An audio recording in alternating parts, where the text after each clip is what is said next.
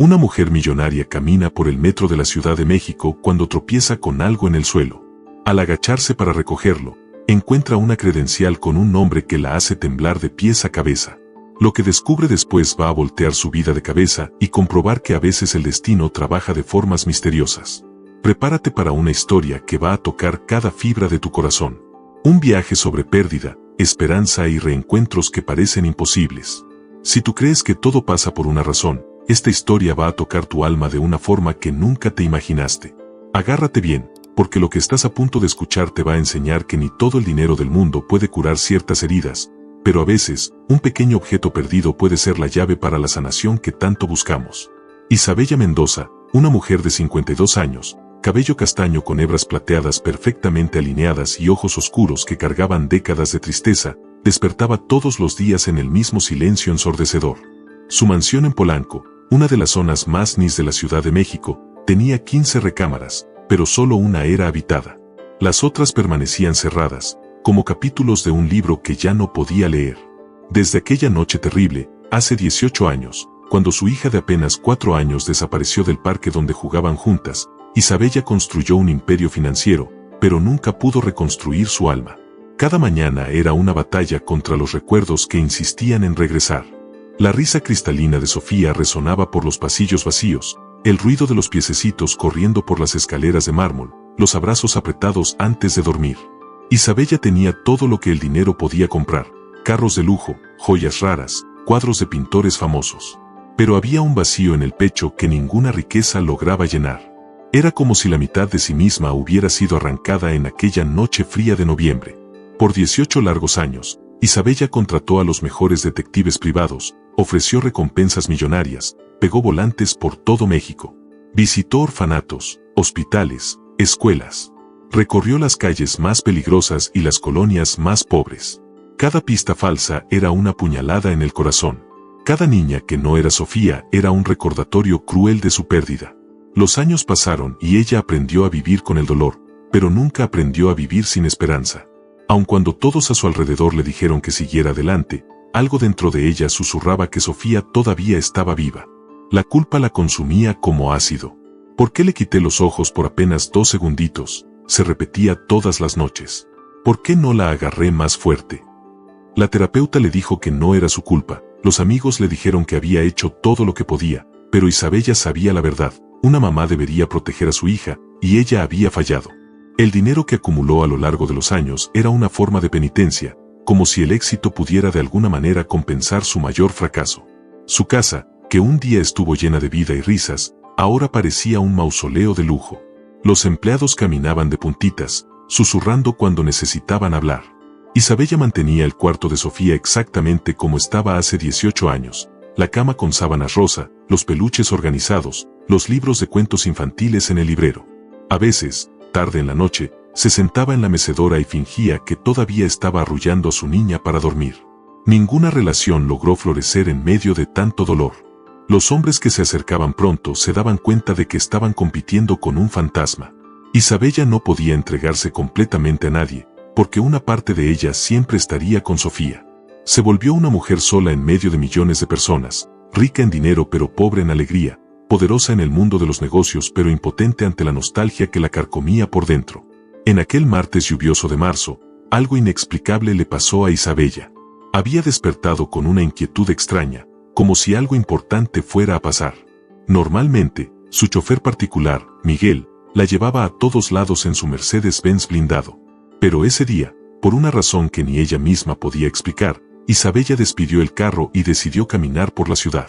Hacía más de 2 décadas que no usaba transporte público. La última vez había sido antes de que naciera Sofía, cuando todavía era una joven soñadora tratando de armar su primer negocio. Las puertas del metro se abrieron con un ruido metálico familiar, e Isabella se bajó en la estación Insurgentes.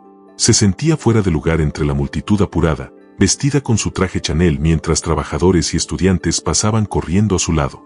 El olor de comida callejera se mezclaba con el olor de gente sudada y el ruido ensordecedor de los trenes creaba una sinfonía urbana que había olvidado que existía. Por un momento, se sintió extrañamente viva, conectada con el mundo real que había dejado atrás años atrás.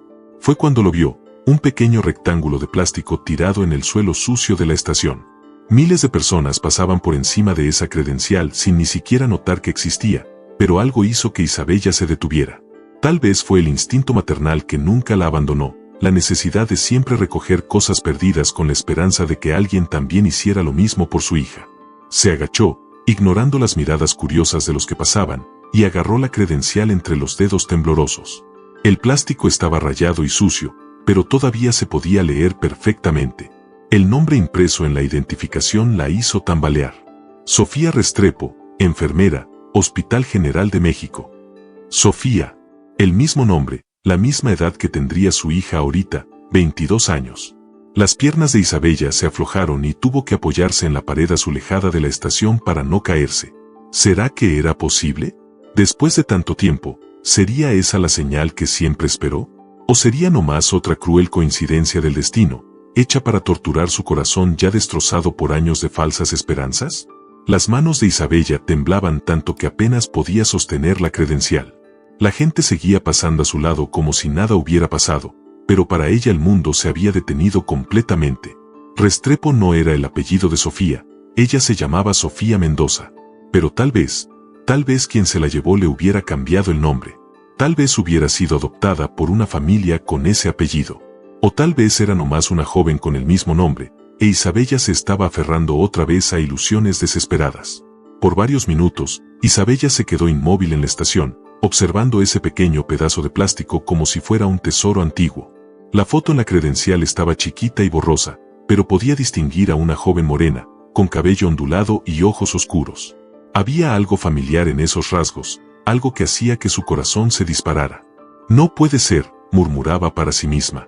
Después de tanto tiempo, no puede ser así de sencillo. Pero en el fondo, una voz interior gritaba que aquello no era coincidencia. Era destino.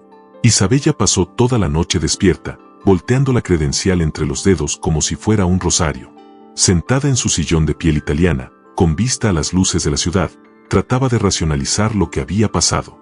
Sofía era un nombre común en México. Miles de niñas se llamaban Sofía.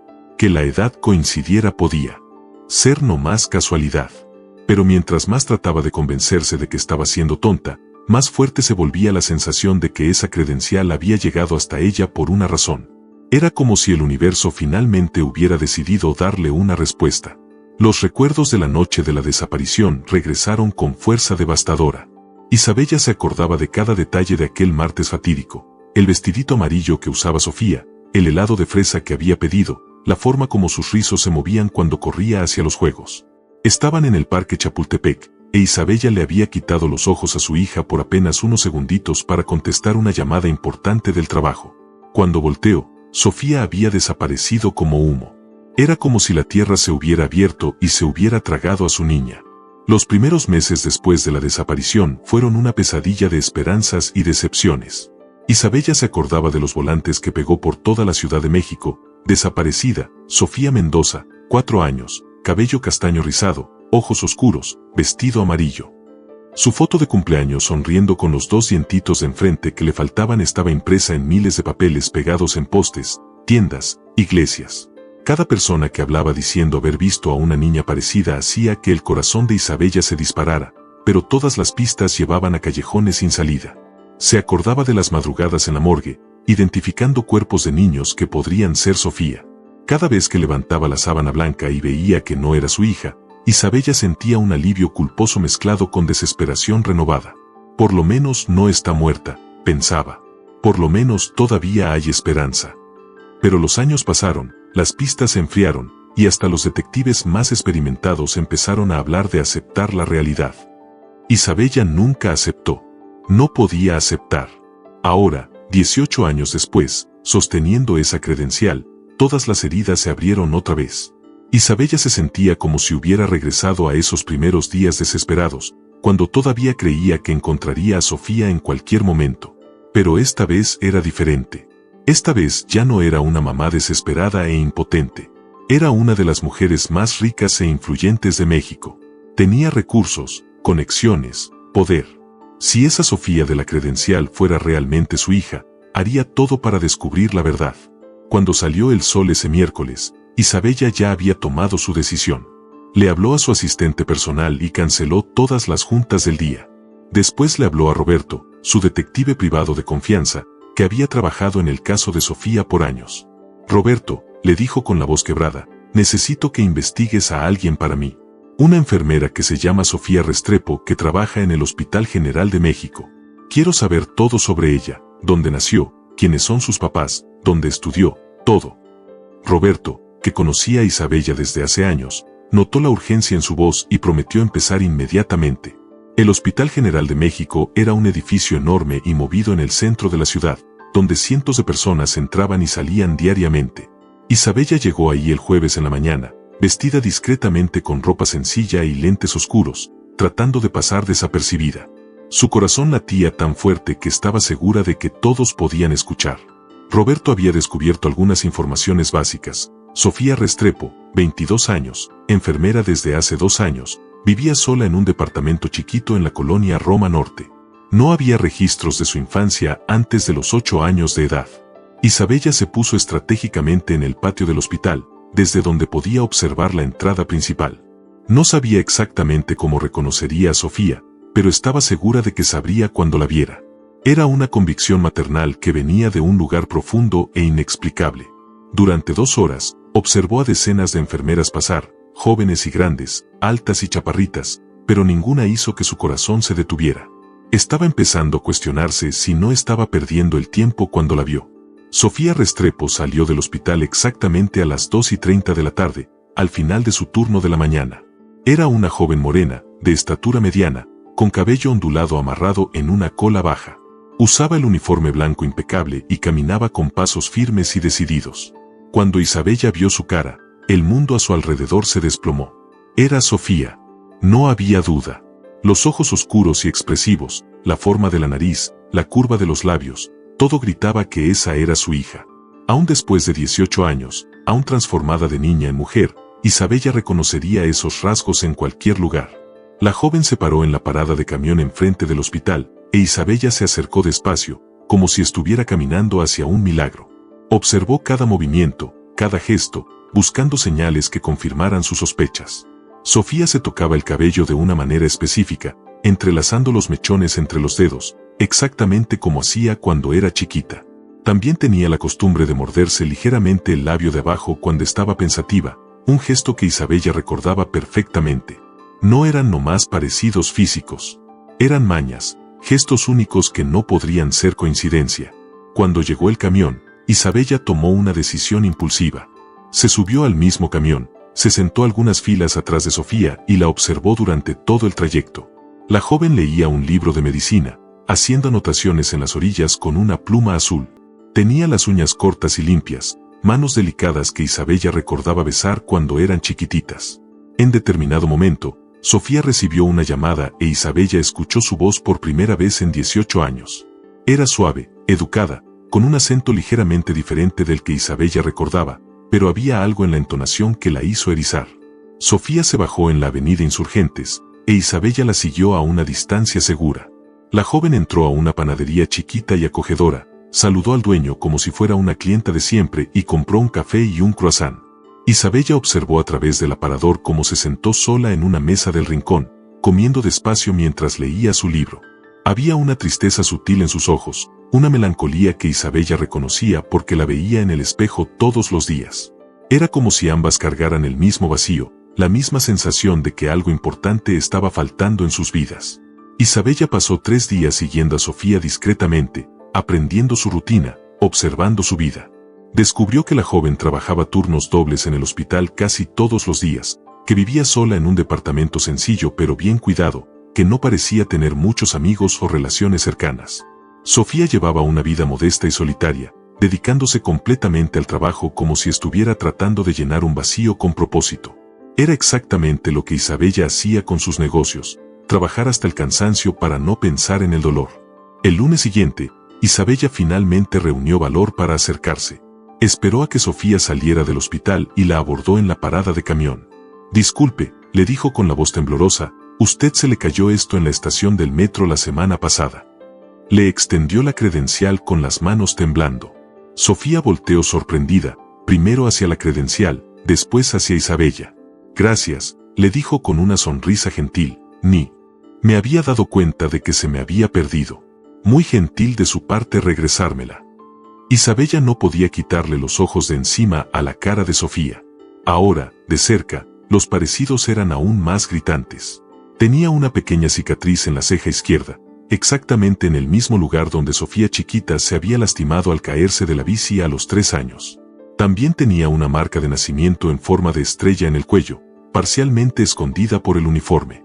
Isabella se acordaba perfectamente de esa marca, que acostumbraba besar cuando bañaba a Sofía bebé. ¿Puedo hacerle una pregunta rara? Isabella reunió todo su valor. ¿Usted se acuerda de algo de cuando era muy chiquita? ¿De sus primeros años de vida? Sofía frunció el ceño, claramente confundida con la pregunta íntima de una desconocida. La verdad, no mucho, respondió dudosa. Mis papás adoptivos siempre dijeron que llegué con ellos cuando tenía como 6 años, pero no tengo muchos recuerdos claros de antes de eso. ¿Por qué pregunta?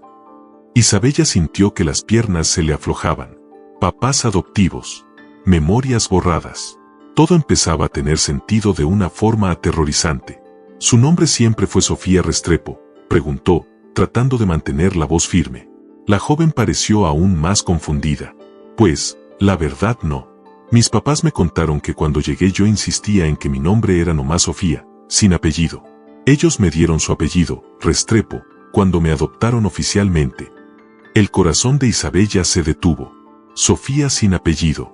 Exactamente como se presentaría su hija con 4 años de edad. Tiene algunos recuerdos fragmentados, Isabella insistió, sabiendo que estaba pisando terreno peligroso pero incapaz de parar. ¿Tal vez de un parque? ¿De una mujer que siempre usaba perfume de jazmín? ¿De una canción de cuna que hablaba de estrellas? Sofía se puso pálida visiblemente. Sus manos empezaron a temblar. ¿Cómo sabe eso?, susurró. A veces tengo sueños con una mujer cantando esa canción. Y me acuerdo vagamente de un parque con juegos de colores. Pero mis papás siempre dijeron que eran nomás fantasías de mi imaginación. El mundo de ambas se desplomó en ese momento. Isabella ya no pudo contener las lágrimas que le escurrían por la cara. Sofía, murmuró, mi pequeña Sofía. Te busqué por todas partes. Todos los días, durante 18 años, te busqué. Sofía dio un paso hacia atrás, claramente asustada y confundida.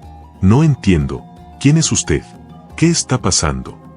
Pero en el fondo de sus ojos, Isabella podía ver que el reconocimiento empezaba a brillar. La misma conexión inexplicable que ella sintió al ver la credencial estaba naciendo en el corazón de Sofía también.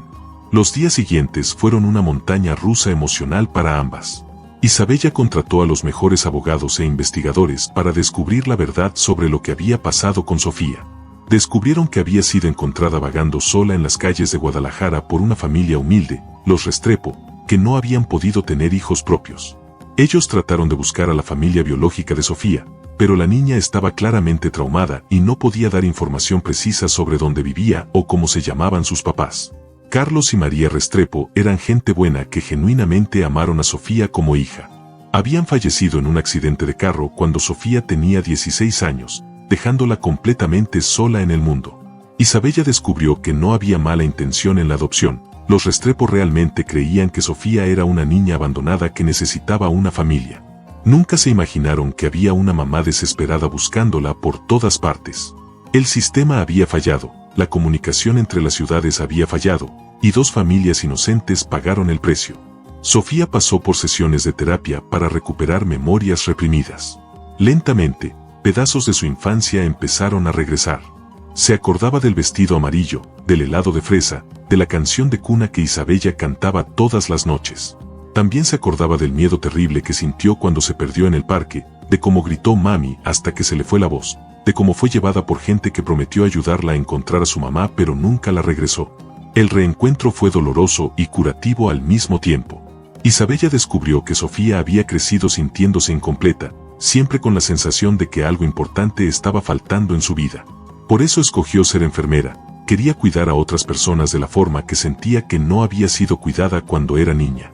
Sofía, por su parte, descubrió que su sed inexplicable de ayudar a otros venía del amor que recibió en los primeros años de vida, aunque no se acordara conscientemente. Pasaron horas platicando, llenando los huecos de 18 años separadas. Isabella le contó sobre los negocios que construyó, sobre cómo cada logro profesional era un intento de sentirse digna de ser mamá otra vez. Sofía le contó sobre los Restrepo, sobre cómo fueron papás amorosos, pero como ella siempre sintió que había un pedazo de su historia que estaba faltando. Ambas lloraron por las oportunidades perdidas, por los cumpleaños no celebrados juntas, por los abrazos que no se pudieron dar. Lentamente, empezaron a construir una nueva relación. No podrían recuperar los 18 años perdidos, pero podrían crear nuevos momentos, nuevas memorias. Isabella ayudó a Sofía a pagar los estudios de medicina que siempre soñó hacer. Sofía ayudó a Isabella a encontrar propósito más allá del trabajo. Empezaron a trabajar juntas en una fundación para niños desaparecidos, transformando su dolor en una fuerza para ayudar a otras familias. El departamento vacío de Isabella lentamente volvió a tener vida. Sofía no se cambió inmediatamente. Ambas necesitaban tiempo para adaptarse a la nueva realidad. Pero empezó a visitar regularmente, y por primera vez en casi 2 décadas, risas resonaron por los pasillos de la mansión. Isabella finalmente abrió el cuarto de Sofía, transformándolo en un espacio adecuado para una joven adulta, pero manteniendo algunos de los peluches antiguos como puente entre el pasado y el presente. Reflexión final: a veces, las respuestas que buscamos están literalmente debajo de nuestros pies, esperando a ser encontradas. Isabella había gastado millones de pesos en investigaciones, ofrecido recompensas astronómicas, movido cielo y tierra para encontrar a su hija. Al final, fue una credencial perdida en el suelo sucio del metro lo que trajo a Sofía de vuelta a casa. No fue el dinero, no fue el poder, no fueron los detectives, fue el destino trabajando de una forma que ningún plan humano podría haber orquestado. Esta historia nos enseña que nunca debemos rendirnos del amor verdadero. Por 18 años, Isabella se negó a aceptar que Sofía estaba perdida para siempre. Aun cuando todos a su alrededor le dijeron que siguiera adelante, aun cuando las evidencias sugerían que tal vez sería mejor dejar de buscar, ella mantuvo la llama de la esperanza encendida. Y esa persistencia, esa negativa a aceptar la derrota, fue lo que le permitió reconocer la señal cuando finalmente apareció. Hoy, Isabella y Sofía trabajan lado a lado en la Fundación Esperanza, ayudando a otras familias que pasan por la pesadilla de la separación. Saben que no pueden devolver los años perdidos, pero pueden usar su experiencia para evitar que otras mamás e hijas pasen por el mismo sufrimiento. Cada familia reunida es una victoria, cada niño encontrado es una pequeña redención por el dolor que ellas mismas vivieron. ¿Tú crees que esto fue destino o un regalo mandado del cielo? ¿Será que existen fuerzas más allá de nuestra comprensión trabajando para reunir corazones que se pertenecen uno al otro? ¿O será que la persistencia del amor maternal es tan poderosa que logra mover montañas y crear milagros donde parecen imposibles? Deja tu opinión en los comentarios. ¿Tú crees en coincidencias o crees que todo pasa por una razón? Comparte esta historia con alguien que necesita creer que los milagros todavía pasan, y suscríbete al canal para más historias que van a tocar tu corazón y renovar tu fe en el poder del amor verdadero. Porque a veces, cuando menos le esperamos, la vida nos enseña que nunca es demasiado tarde para empezar de nuevo.